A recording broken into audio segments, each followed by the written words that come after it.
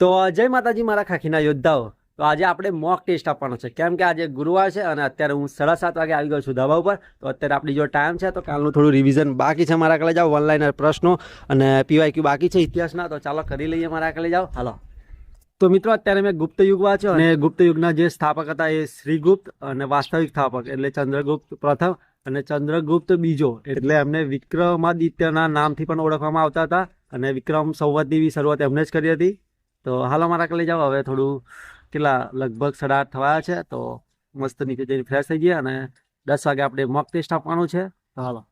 તો મિત્રો આજે વિદ્યાનગર જવાનો બી વિચાર છે, પણ બાઇક મળશે તો જઈશું, કેમ કે વિદ્યાનગર કરંટ અફેરની મેગઝીન લાવવાની છે। સાચી વાત ને, કેમ કે કરંટ અફેર કર્યા નથી તો આ 30 દિવસમાં કરંટ અફેર એવા કરવાના છે કે ધમાક આવી જાય, કરંટ અફેરના કવર થઈ જાય। તો હાલો મારા કલે જાઓ, જોઈએ કઈ રીતનું સેટિંગ થાય છે। તો મિત્રો અત્યારે 9:30 થઈ ગયા છે અને અત્યારે હું જાઉં છું આણંદ, નહીં જતો મારા કલે જાઓ, ભલે થોડું કામ છે તો જવાનું છે। તો હાલો મારા કલે જાઓ, કામ પતાવી દઈએ અને 10 વાગે આપણે ઘરે જ આપણે મોક ટેસ્ટ આપવાનો છે। તો હાલો। તો મિત્રો અત્યારે 10:30 થવા છે અને આપણે આજે મોક ટેસ્ટ 10:30 વાગે આપવાનો છે। તો જોવા મારા કલે જાઓ, આપણે યુવામાંથી 3જા નંબરનો મોક ટેસ્ટ આજે આપવાનો છે। તો હાલો મારા કલે જાઓ, મસ્ત હાલવા મળે। હજુ 15 મિનિટ જેવી વાર છે, તો 15 મિનિટ જેવું કેવું ધ્યાન ધરી લઈએ એટલે કેવું કે માઇન્ડ એકદમ ફ્રેશ થઈ જાય। તો હાલો મારા કલે જાઓ અને કેવું વિડીયો તો થોડી ભરી લઈએ ત્યાં સુધી 10:30 થઈ જાય અને 10:30 વાગે આપણે મોક ટેસ્ટ શરૂ કરી દઈએ। હાલો।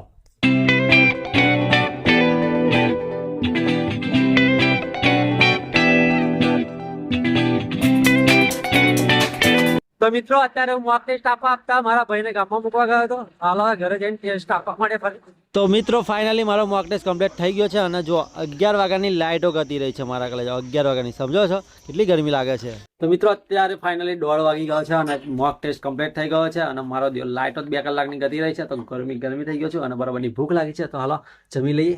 તો મિત્રો આ જોવા માહી રહ્યો, આ કોકની બકરી બોધી રાખી છે અહીંયા આવી અને અહીં જો ખવડાવી રહ્યો છે મારો દિવસ। બકરી શું લ્યા બોધી દીધી છે? હે શું ખવડાવવા? ઘાસ ખવડાવવા? છોડી મેલ, બચારી બોધી ન રખાય। તો મિત્રો આજે જમવામાં સોયાબીનનું શાક, રોટલી અને ગરમીમાં ઠંડી ઠંડી મસ્ત છાશ। તો મિત્રો અત્યારે 3 વાગે હું આવી ગયો છું ખેતરમાં અને એટલી બધી ગરમી લાગી રહી છે ને કે વાત ના પૂછો વાત। અને મારા કલે જાઓ 11 વાગ્યાની લાઇટ ગઈ છે ને, હજુ 3 વાગી ગયા છે, ઘરે લાઇટ જ નહીં આવી, બોલો। મેં વિચાર્યું 3 વાગે લાઇટ આવે તો ઘરે જ સોલ્યુશન કરું, પણ લાઇટો નહીં આવી તો શું કરીએ હવે? સોલ્યુશન કરવા માટે હું સ્પેશિયલી ખેતરમાં આવી ગયો છું। તો હાલો મારા કલે જાઓ, હવે આપણે જે મોક ટેસ્ટ આપ્યો છે એનું મસ્ત સોલ્યુશન કરી નાખીએ અને જોઈએ કે કેટલા માર્ક્સ આવે છે। તો હાલો। તો મિત્રો પાર્ટ એમાં મેં 8 નોટ અટેમ્પ્ટ કર્યા છે અને 6 જ ખોટા પડ્યા છે, એટલે કે 14, એટલે 66 પ્રશ્નો મારા સાચા પડ્યા છે મારા કલે જાઓ પાર્ટ એ માંથી।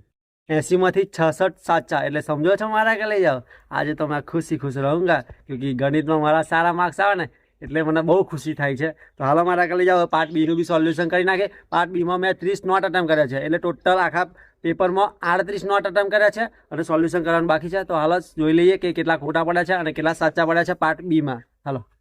તો મિત્રો જે મેં આજે મોક ટેસ્ટ આપ્યો એનું સંપૂર્ણ સોલ્યુશન કરી નાખ્યું છે। તો ચાલો હું તમને કહી દઉં કે કેટલા માર્ક્સ આવ્યા છે।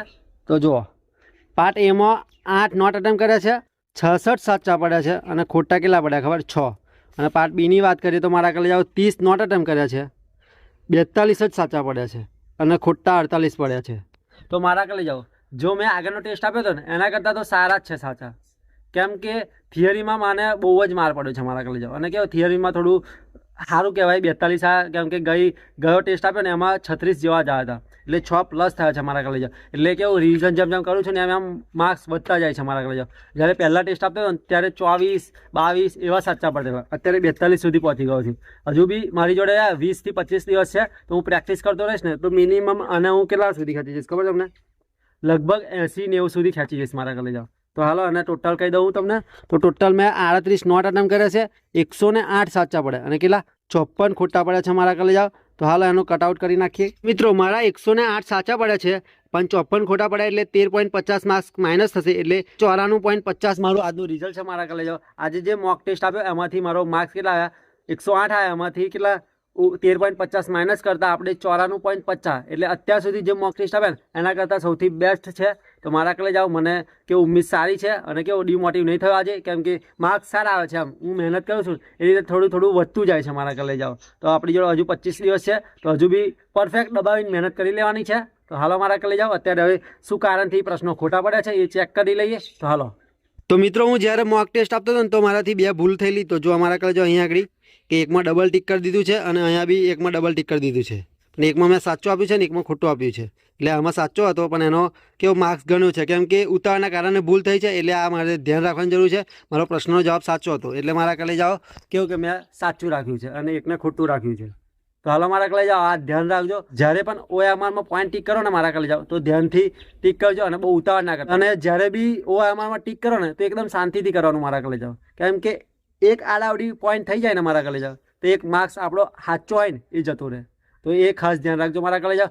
અત્યારે જો ગરમી કેટલી બધી લાગી રહી છે, પરસેવો પડી ગયો મારા કલે જાઓ. તો હાલો શું કરવાનું? તો મિત્રો, યુવાની પોલીસ કોન્સ્ટેબલની પેપર સેટ છે, એમાં ત્રીજા નંબરનું જે પેપર છે ને એમાં જે 17મો પ્રશ્ન છે ને, જુઓ નીચે આપેલા પ્રશ્નમાં આપેલ શ્રેણીમાંથી ખૂટતો નંબર પસંદ કરો. પણ મારા કલે જાઓ આમાં શ્રેણી જ આપી નથી, તો ટાઈપિંગ મિસ્ટેકના કારણે શ્રેણી જ નથી, તો આ પ્રશ્ન મેં રદ કરી દીધો છે મારા કલે જાઓ. તો આ રીતે એક કેવું નોટ અટેમ્પ છે મારો 17મો પ્રશ્ન. તો આ મારા કલે જાઓ ખ્યાલ રાખજો. અને જેને બી આ ટેસ્ટ આપ્યો એ કમેન્ટ કરજો કે 17મા પ્રશ્નમાં તમારે પેલી સંખ્યા છે કે નહીં. તો મારામાં તો નથી.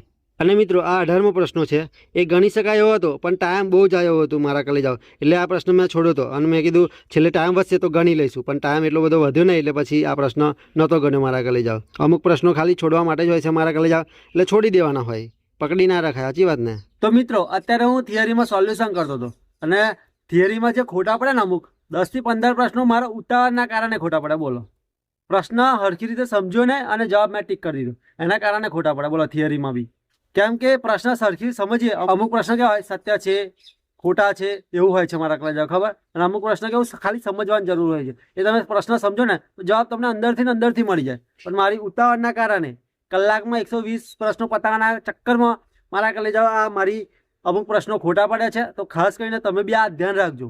4-5 પ્રશ્નો વધારે અટેમ્પ કરશો ને તો ચાલી જશે મારા કલે જાઓ, પણ ખોટા પડશે અને માઇનસ થશે ને તો એ બહુ ખોટું લાગશે મારા કલે જાઓ. તો ખાસ કરીને પ્રશ્ન વાંચો તો ધ્યાનથી વાંચજો અને ટીક કરજો. તમારે બી એ શીખવાની જરૂર છે, તમે બી આ ધ્યાન રાખજો. તો મિત્રો ફાઇનલી મેં આખા મોક ટેસ્ટનું સોલ્યુશન કરી નાખ્યું છે અને શું કારણથી મારા ખોટા પડ્યા તો મારા કલે જાઓ. મોસ્ટ ઓફ ગણિતમાં જે ખોટા પડ્યા એ તો ઉતાવળના કારણે પડ્યા અને અમુક થિયરીમાં બી ઉતાવળના કારણે, મતલબ કે પ્રશ્નો ના સમજવાના કારણે બી પડ્યા છે.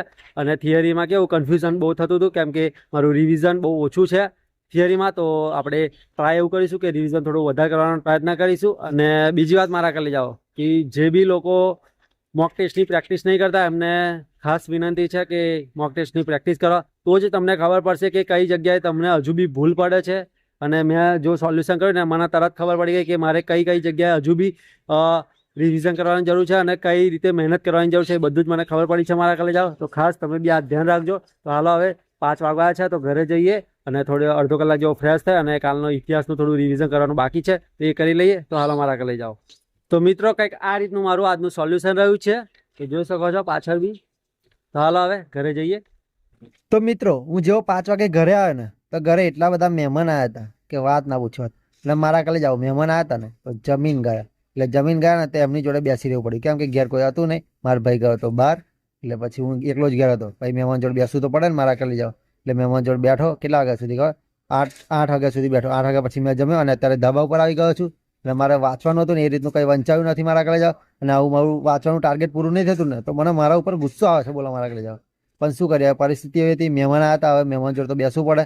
મહેમાનને એવું ના લાગે કે અમારા જોડે કોઈ બેસતું નહીં, એમને એકલા મિલીને થોડી જતું રહે મારા કલે જાઓ. એટલે એના ચક્કરમાં આજે વંચાયું નહીં પાછું 5 વાગ્યા પછી.